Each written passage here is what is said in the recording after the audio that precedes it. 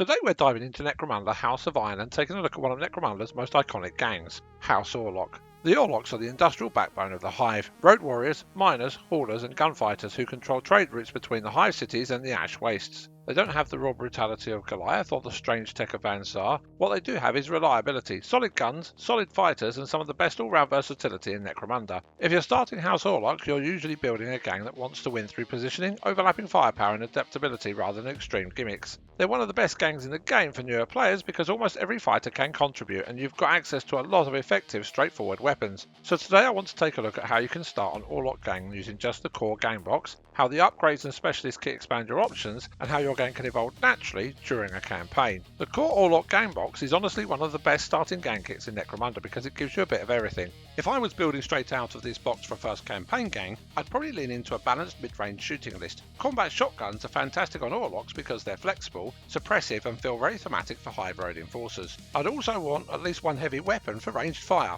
In the box you get a heavy stubber or you can opt for the harpoon launcher. For your leader you can build a really solid road captain with a plasma pistol and a servo claw so that they can act as a counter-charge threat. Your gangers, the road gangers, become the backbone of the gang. Cheap bodies with decent weapons, generally shotguns to start with, then your Jews, the greenhorns, are there to run objectives, support your fighters and hopefully survive long enough to become veterans later in the campaign. They'll likely be equipped with pistols, sword or shotguns and or daggers. What makes the Orlocks really fun is the way they reward combined arms gameplay. You're not usually relying on one terrifying death machine, you're building a crew where everyone supports each other. Suppression, covering fire, crossfires and overlapping threat ranges are where your gang starts to shine. Importantly, this box gives you a foundation you can grow naturally during a campaign rather than needing to completely rebuild the gang later. The Necromunda Orlocks weapons and upgrade kit is where your gang really starts gaining personality. The core gang box is great, but you'll notice pretty quickly that a lot of the really iconic Orlock weapon options either aren't included or are limited. The upgrade sprue fixes that and opens up some genuinely nasty combinations. This is where you start getting access to things like heavy bolters, more plasma options, servo claws, and alternate heads and equipment that help your gang feel unique. From a campaign perspective, this box is less about starting a gang and more about evolution. Maybe your road sergeant survives 3 games in a row and earns enough credits to upgrade to a heavy support role.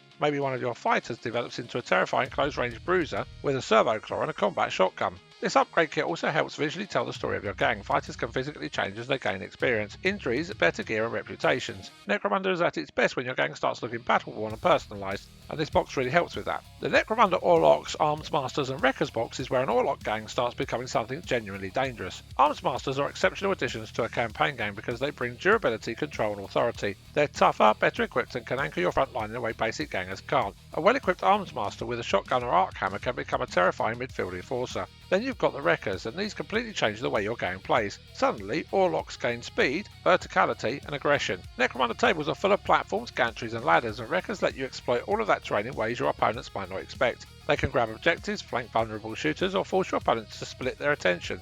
What I really like about this box and campaign play is that it pushes House Orlock from being solid and dependable into being tactically flexible.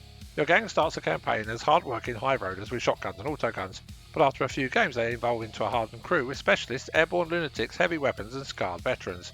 This box gives your gang a sense of progression, and that's one of the reasons Necromunda campaigns are so good. And once you've got your core gang established, there are loads of directions you can go next. Characters like Slate, Moderna and Macula add some incredible flavour and utility. The Orlock hired guns give you even more specialist options and personality, and if you really want to lean into industrial brutality, bringing an Ambot is always hilarious and terrifying in equal measure. So if you're looking at building House Orlock, I genuinely think they're one of the best entry points into Necromunda. They're versatile, thematic, forgiving for new players, and they evolve brilliantly across a campaign. But let me know how you run your Orlocks. Are you going full shotgun road gang? Are you going heavy industrial firepower? Or even a fast moving Wrecker Swarm? And if you enjoyed this breakdown, hit like, subscribe, and I'll see you next time on We Roll More.